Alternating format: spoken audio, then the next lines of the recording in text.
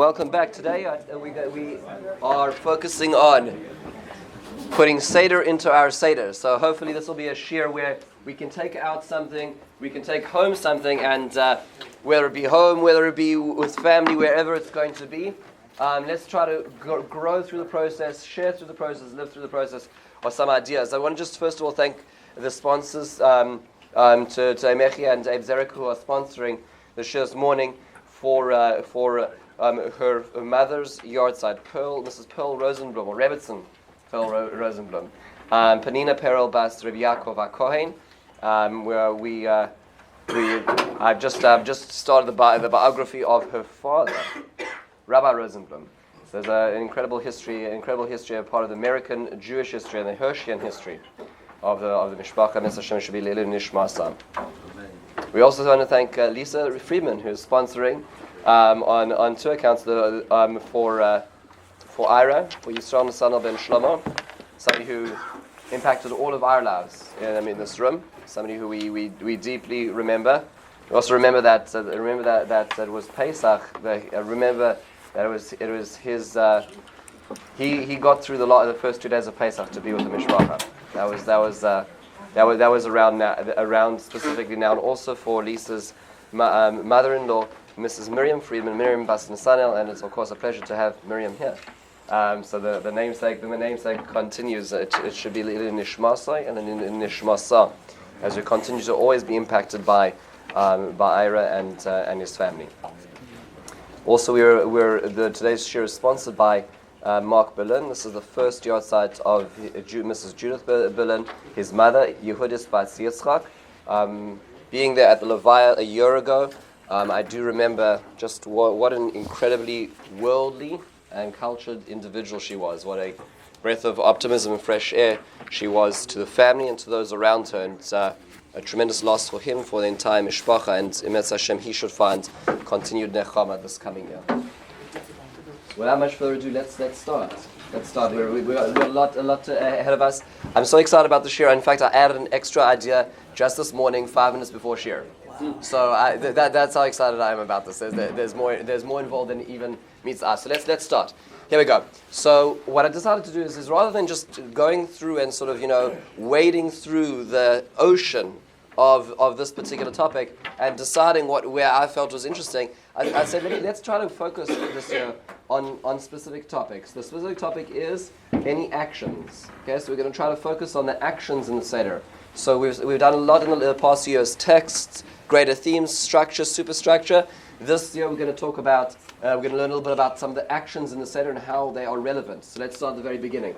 Starting with Karpas. So here's what the Haggadah tells us. If we open up our regular Haggadah, it says, Tovlim Karpas Pachas Mikazayas B'mei Melach U'Varchim. So we dip the Karpas, and yes, there's a debate about what it is. In my son's 6-year-old class, they had a vote whether it would be parsley or potato, and he said that he was outvoted with parsley, but he still prefers the potato.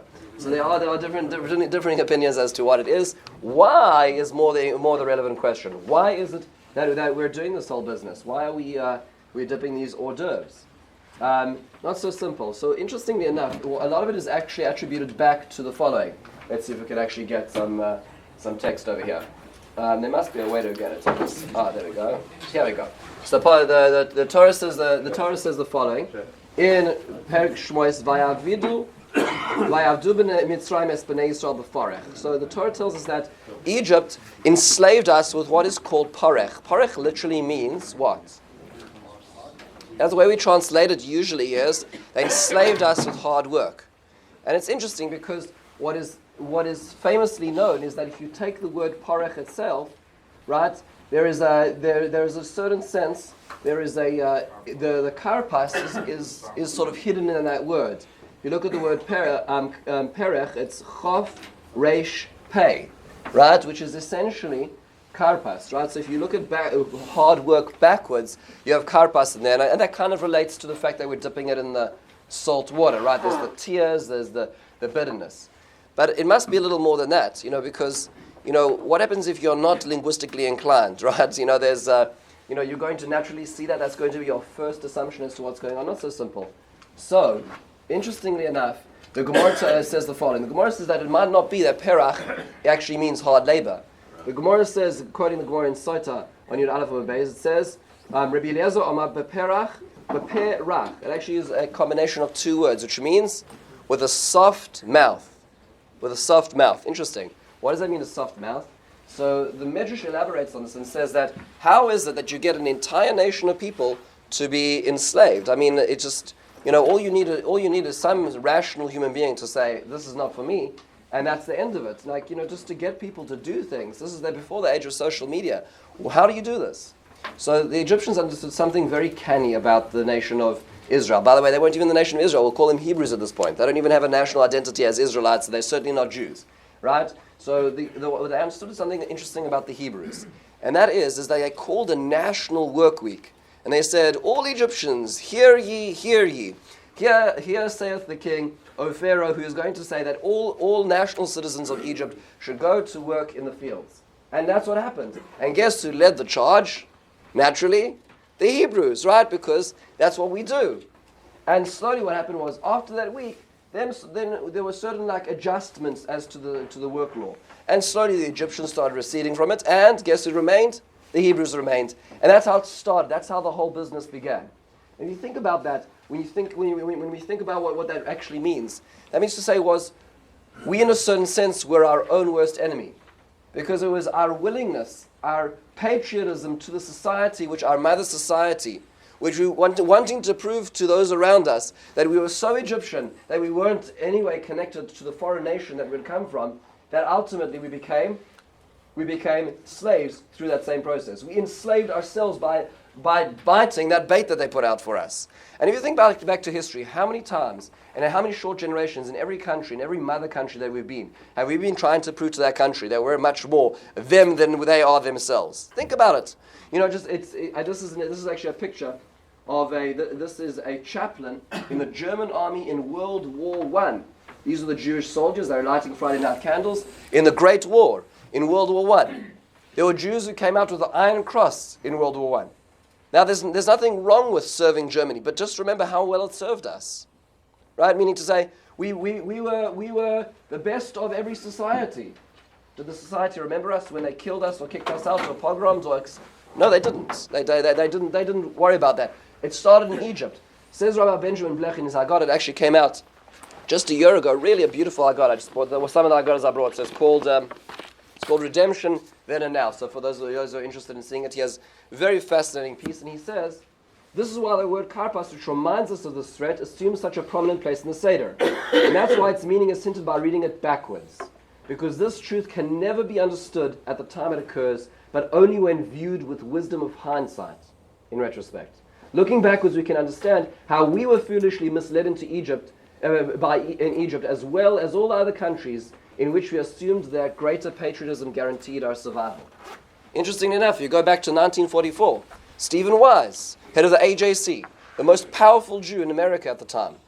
When it came to a march on Washington about bombing the tracks to Auschwitz, he suggested pacifism. We don't want to upset the government. He actually advised the government to ignore the rabbis marching on Washington who are requesting to bomb the tracks to Auschwitz. Why? Because American came before Jewish. There's a story, and this I mentioned yesterday, but it's such a powerful story. Golda Meir. This is a famous story about Henry Kissinger and Golda Meir. When the Israeli Prime Minister chided the American Secretary of State to remember his Jewish origins, he replied, Mrs. Meir, I'm an American Jew. An American first.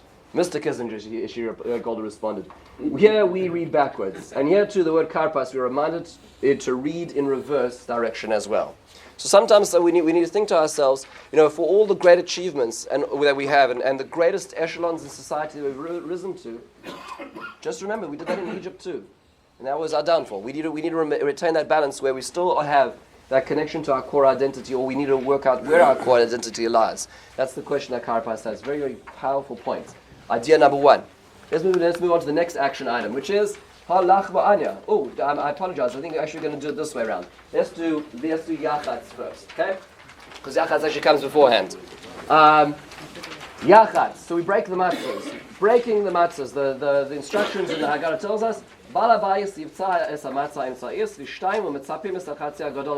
you break it in two, you measure it up, and the bigger one goes away for afikomen. We'll get back to afikomen maybe a little bit later.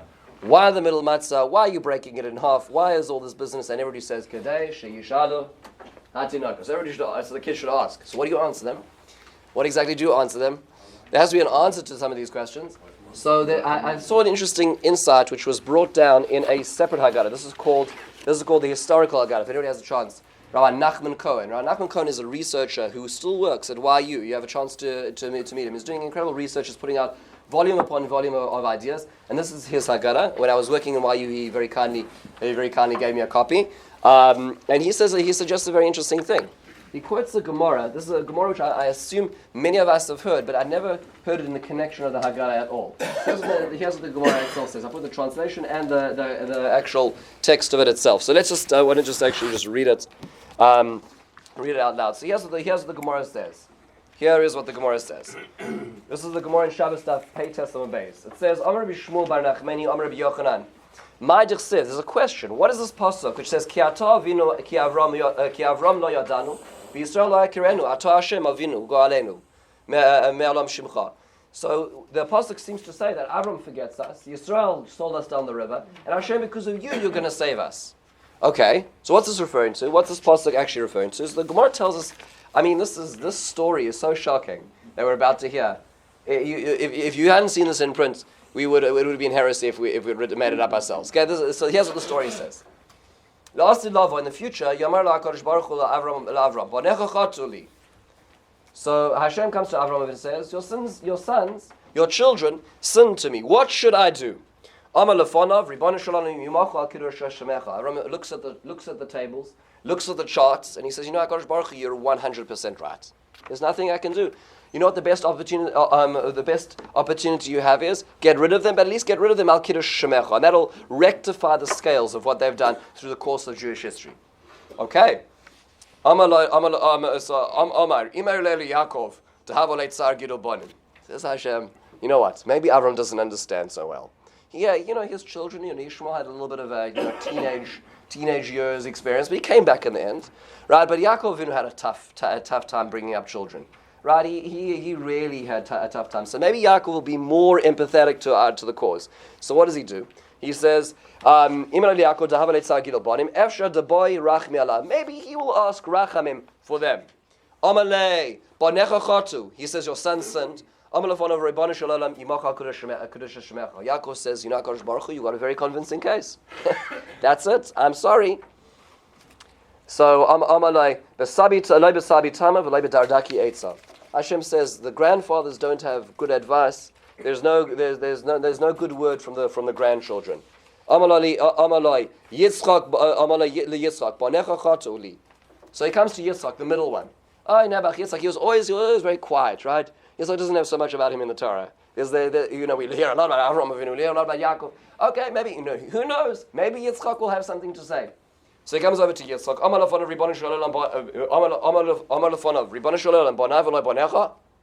It's like the husband who says, honey, your daughter just threw the dessert on the kitchen floor. And so she says, my daughter? Right? So Yitzchak says, my children, not your children, Hashem? Really? That's the way it works? He says, when they said Nasa and Nishma at Har Sinai, you call them your firstborn. Now my son? Now you're shunting the blame to me, Yitzchak? So now Yitzchak gets technical. And he says, we're going to make a deal. Hashem, we'll cut a deal together. Here we go. Kama chatu. Listen, how much could they sin? Kama shana shal. Let's take an average lifespan of a human being. Shivim shana. Right, 70 years, and Baruch Hashem, today we're seeing the average increase. But up till very recently, this is and still in many places. Shivim shana. Dal esrin dolay. We know that to the first 20 years, a person isn't really culpable for punishments, for whatever that means, and how that accumulates afterwards. Okay, so let's discredit the first 20. Pashul chamshin. So there's 50 left. Okay. So take away 25 of them because of nights. Now remember, when there's no electricity, what happens when the lights go out is you go to sleep. Today, I'm not so sure, when the lights go, when it gets dark outside, I'm not so sure we're so safe. Right? He says, but however, so take another half of those. Take 25 of those which are involved with davening, eating, going to the restroom. Partial tarti sorry. You know what there's, if you halve it down, you have 12 and a half. So Yitzchak says, Hashem, if you're willing to just look, never. Look how much is left in a person's life to sin. 12 and a half years. That's really, that's full-time sinning.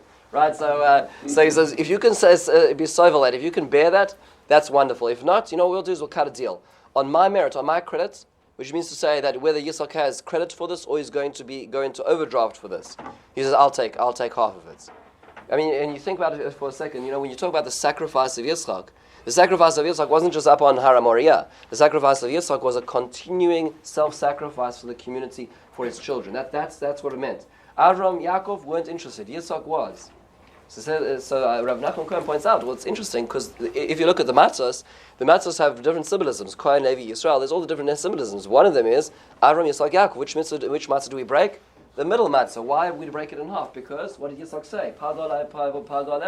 Let's split it up. I'll bear the brunt of that. Think about the sacrifice of what that actually meant. That's potentially what's happening over here. When you think about this, think about moments in our lives that we've made sacrifices for people when there was no interest, there was no end goal. Think about people from the previous generation who made sacrifices which we could not comprehend on the sake of others when there's not something to gain. That's what is happening in the middle matzah here. Let's go back to Halach Ma'anya for a second. This is not backwards in the slide, but it's the next section in the Haggadah. So we're told that Megale Samatos Magbias Laka'ara V'Omer B'Kol Ram. So what you do is you open up the matzos and you say to everybody else, Halach Ma'anya De'achla Avarasana De'Arja Mitzrayim. This is the poor man's bread that was eaten in Egypt. Kol Dichvin Yesei V'Yeichal. Anybody who wants, please come and eat. Kol Districh Yesei V'Yifsach. Anybody welcome in now. Forget the question about how it is that we're inviting people right now. It's kind of like, sending an invitation after the wedding. So that's not what's happening over here. That's not what we're going to focus on. But there's another question at hand, and that is a very basic question, simple question here. Here you're inviting guests in, and you want to really impress your guests. So what do you give them? You give them poor man's bread. We're not even like disguising that fact. We're not saying come and have a meal. We say here you go, have this brittle cardboard. It's like what kind of guests are you expecting to impress with that, right? Meaning let's talk about the Korban Pesach, right? Maybe even the Charoises, right? But the Halach Ma'anya, that's your 5-star service. That's what it means to be a host. Very strange, right? Never thought about that, right? It's a strange way to enter the Seder. So interestingly enough, this is something I heard once from Jonathan Sachs. I didn't see it in print, but I heard him quote it a little while back. Let's see if we can get it actually in the quotation here. There's a section in a book called. Let's see if it's going to work. It looks like Mac is a little bit behind Microsoft when it comes to these things. Here we go. Let's see if it arrives. There's a book called If This Is a Man by Primo Levi. So Primo Levi was, of course, a Holocaust survivor, and he wrote many different accounts. Some of them autobiographical, some of them projected experiences. There's some very terrifying experiences to write when you this is not bedtime reading to read Primo Levi. So he has a book called If This Is a Man, and he has a description now of the end of the redemption from the concentration camps. This is his description, and it's the most remarkable thing because it really is a pirush on the Haggadah in a certain sense. Here's what he says: when the broken window was repaired and the stove began to spread its heat, something seemed to relax in everyone. Remember, the Germans have left. They're now in this broken camp. They have nobody to fend for themselves. There's no food. At this moment, Torowarski, a Franco-Pole 23 with typhus, proposed to the others that each of them offer a slice of bread to us three who had been working, and so it was agreed. Only a day before, a similar event would have been inconceivable. The law of the lager said, eat your own bread, and if you can, that of your neighbor, and left no room for gratitude. It really meant that the lager was dead. And by the way, when you read Knight, when you read Elie Wiesel, there was a conversation he has with a fellow as his father's in the bunk below him dying. So there's a fellow who comes over to him and says, take his bread. Right? Take his bread. Your life is worth more than his. And he refused to do that. He was trying to nurse his father who was dying slowly back to health. And the man laughed at him. He says, you'll see. It wasn't worth the soup and bread that you gave him because and meaning in a sort of sense the self-centeredness of survival is so great. What Primo Levi is saying is you could not share. It was the first human gesture that occurred among us. I believe at that moment can be dated as the beginning of the change in which we had no longer died, slowly changed from Haftlinger to men again. Meaning, the moment that a person can offer beyond themselves is the moment that they've now freed themselves from being constricted to self-survival. That's ultimately what we're doing. If you think about the Haggadah is saying is Halach ma'anya di achla v'sadabar mitzrayim kol dichin yetzer yisak. You know what? We don't have much, but even that not much is worth sharing. That's the greatest expression of freedom. That's the greatest expression of freedom. And like today, Baruch Hashem, if you think about how much we do have, okay, let's try to think about how free we are when we really share it, if that's the benchmark of it. In so many different ways, like when you just see the way people drive, it's just on a day-to-day basis. How free are we when we have to cut people off every moment of the day because we have to get the 1 extra second? How free are we? Right? We can have an individual here who has absolutely nothing besides the cloth on their frail shoulders, and they're willing to share the crumbs that they have. That's freedom. That's what real freedom is. The Haggadah starts off by saying, who is free? Who's really free? That's the question the Haggadah is begging from us. Let's go a little further. Pouring out the wine. This is just something which I thought on a halachic level is very fascinating. Why is it that when we get to, this is what we all keep the kids up for, right? Don't worry that the makos are coming, the song, pull out the cups, let's splash around, right? So the Ramah tells us, this is the Rav Moshe Isserles in codifying Jewish law in Simon Taf Ayin Gimel Siv Zayin says, you throw out a little bit of the cup with your finger. Now, don't get carried away. Lizroik doesn't mean to say, tossing. It means to push a little bit out. He says, he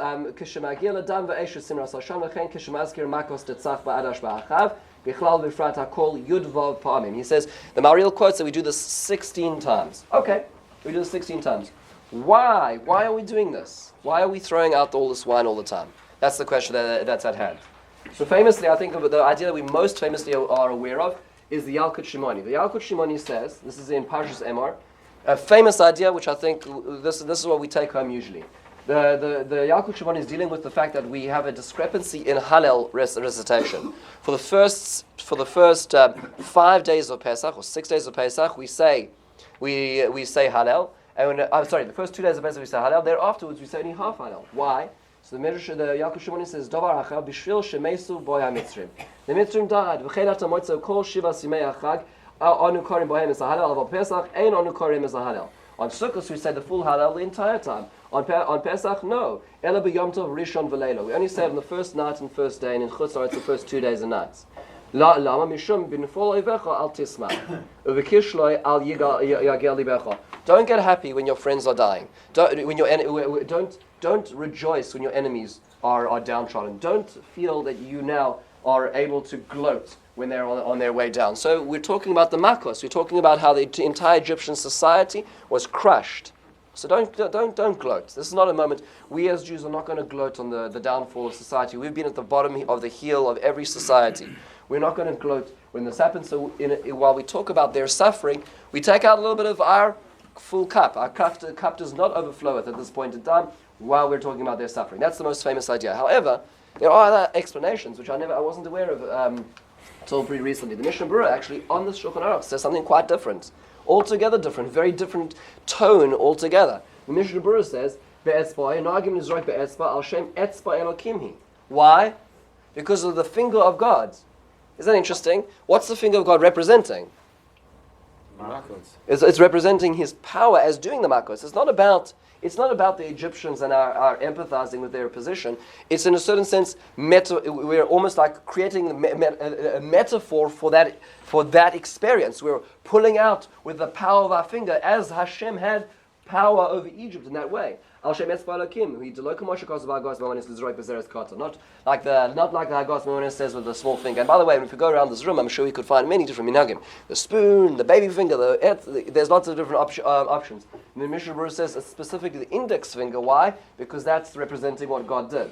Okay, now not to disclaim any other minhagim, it just happens to be in this thought process. This is where he's going. He says another option. Why is it 16 drops? Let's clarify. 16 drops is because 10 makos 10, right?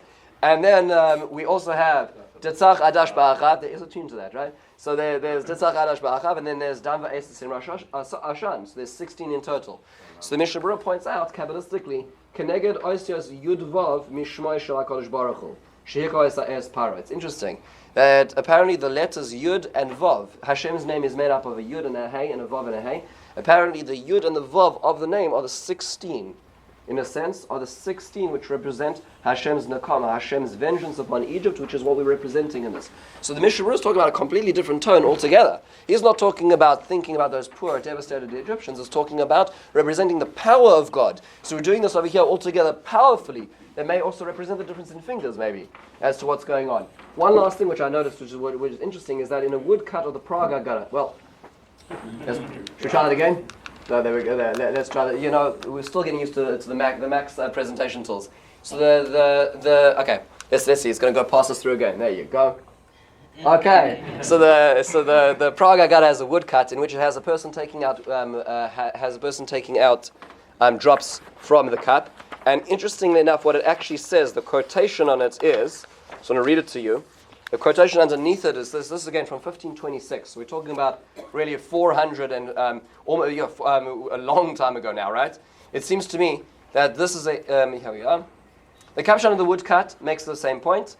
It says, all of the illness which I put on Egypt, I will not put on you. In other words, it's as if to say they should not harm us. There's a promise that Hashem made to us that when everything Hashem did bad to Egypt will be reflected in the good to us. So Hashem won't do the same things to us. So in a certain sense, what we're symbolizing is all the evil that happened in the Makos, the Dan Va'esis, in Rosh Hashanah, and Tetzach Adash Ba'achav, it should reflect well on us. These should be insulations or protections for us that we don't experience the same things. This is kind of in between, this Haggadah, this Prague Haggadah is in between really what the Yalkut Shimoni is saying in the Mishnah Berurah. It's not about the vengeance, it's not about the suffering, it's about our protection, which is really the middle course. Which is a very different and interesting halachic discussion about this. Let's go a little further. It was moved to Tzofon, to the end of the Haggadah, the hiding of the Afikomen. So, the instructions tell us very clearly, Acha Gemara Su'uda, right, so you take a kazayas of the afikomen.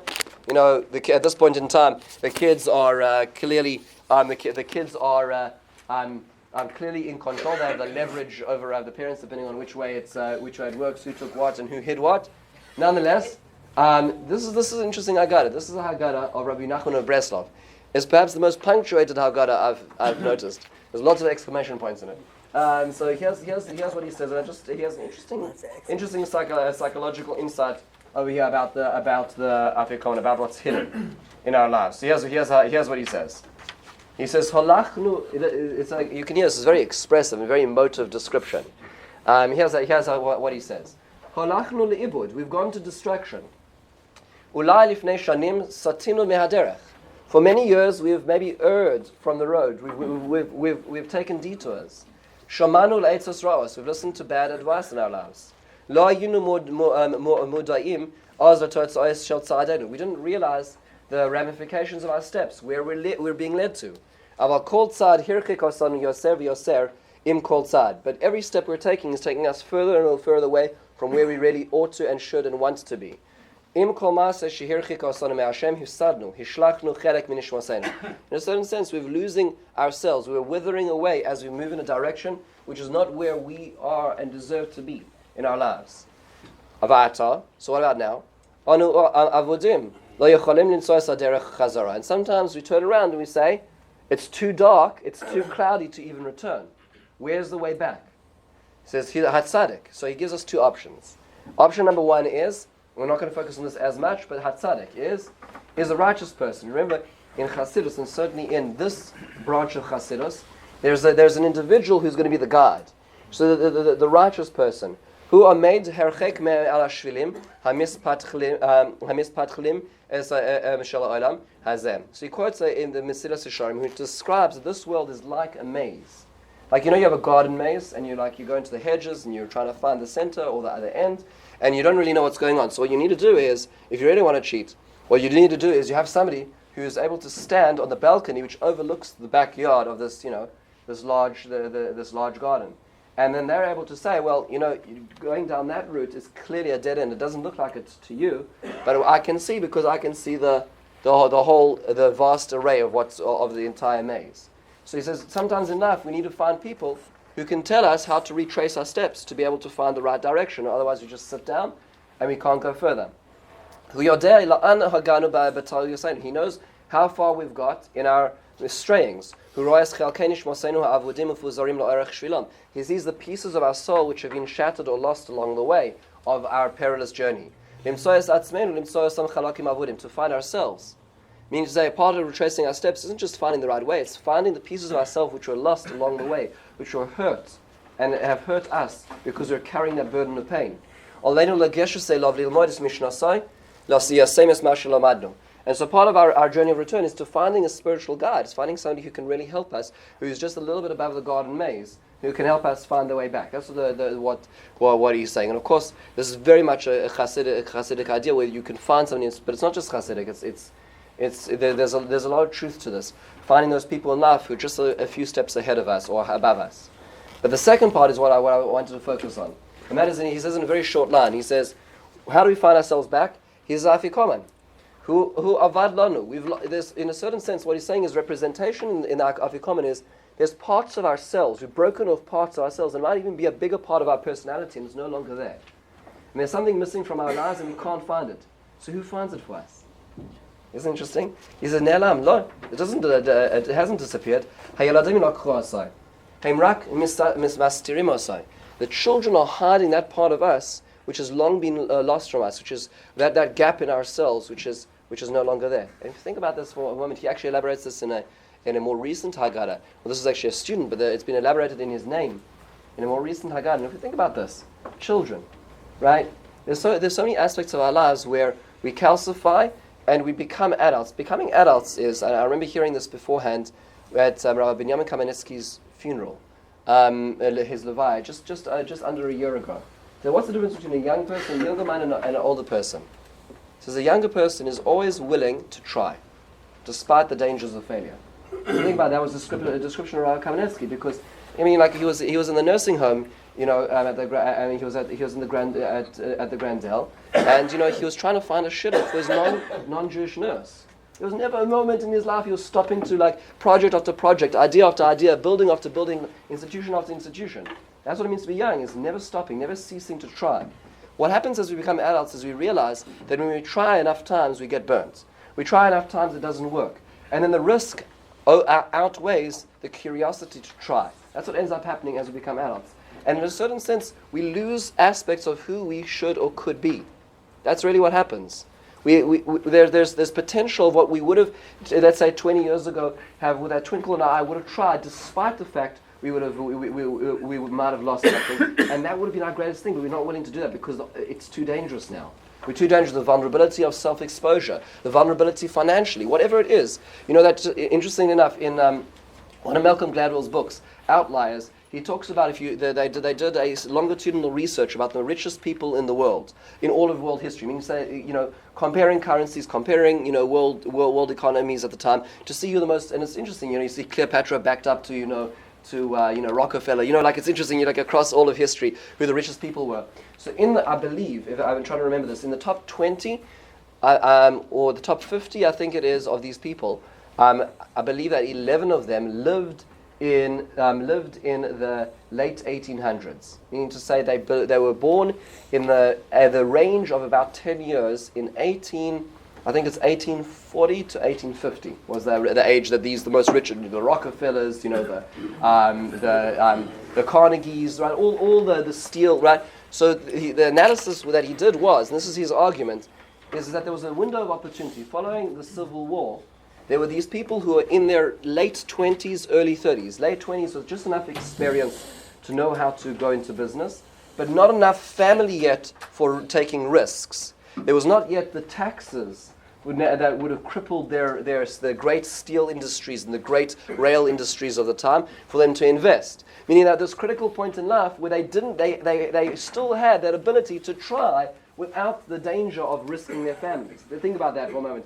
And how that allowed them for that window of time to be the world's most, I wouldn't call it successful, but richest people of all times. Now, if we think about that, what we've lost is, what the children are hiding is that part of us, which sometimes comes out only at the end, where we forget what we were and what we could have tried. That's what they're revealing to us. They bring back that to us. There's a book called The Element by Sir Ken Robinson.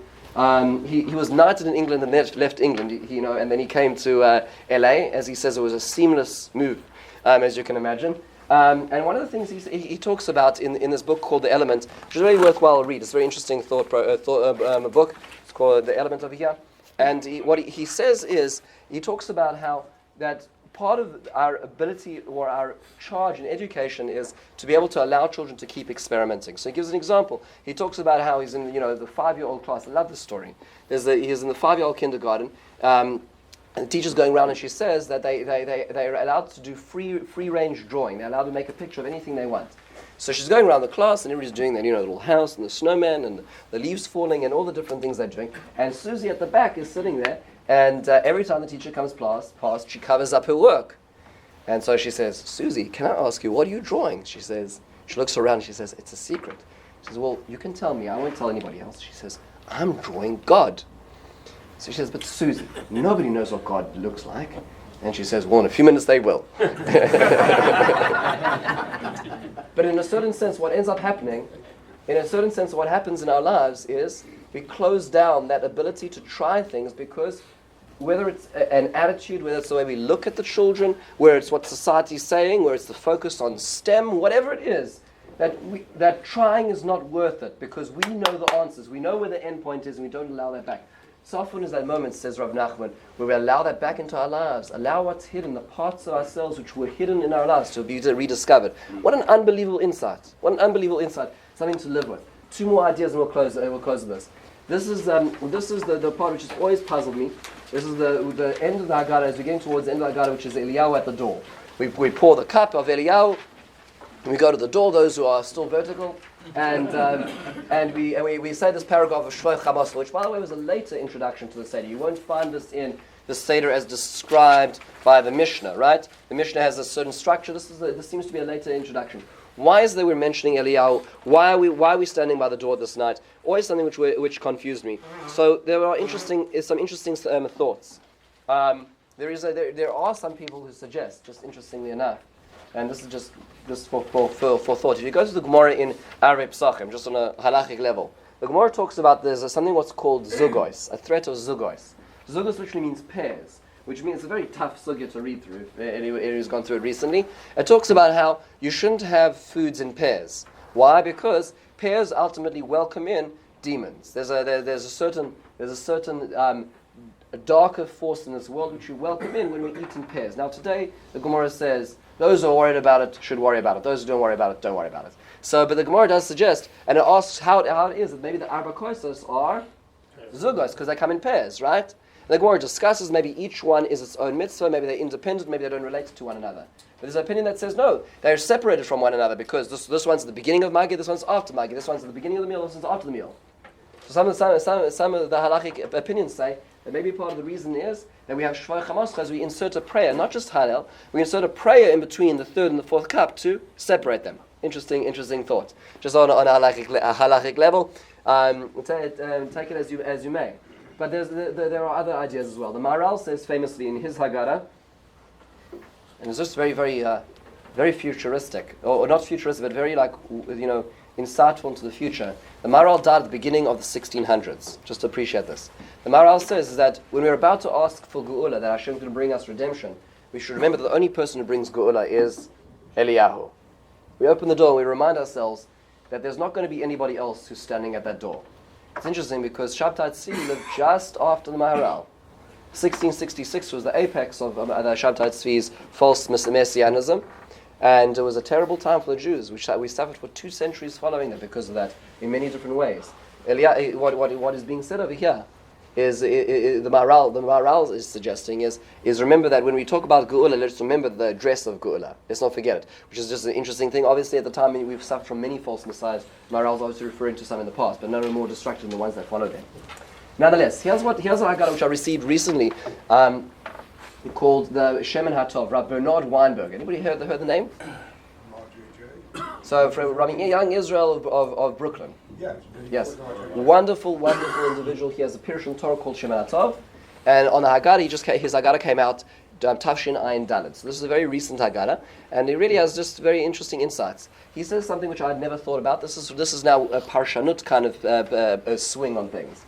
He points out that when we're talking about Shvoi Chamos Chal Hagoyim, when Hashem poured thy wrath or thy wrath onto the nations, he points out that if you look at the structure of the Haggadah, we talked about in Magid, where we were slaves, and the terrible beginnings we had, and how we moved upwards, and Hashem saved us, smote them down, and brought us out, and then we started saying Hallel.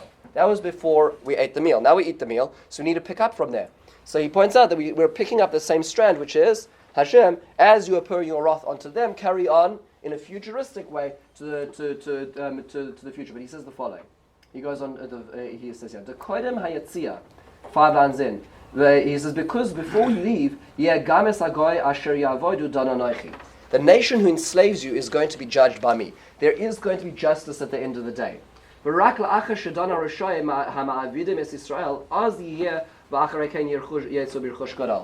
can only really get to the point of real Yetzias Mitzrayim once there's been a justice. And we think about the centuries of lack of justice in our history, the unjustified or the unpunished blood of our brothers, sisters who have died throughout the centuries. He says only after that we only get real redemption when that comes to exactitude. By the way, who's doing the judging? God. Okay, just to be clear on that. Okay. That's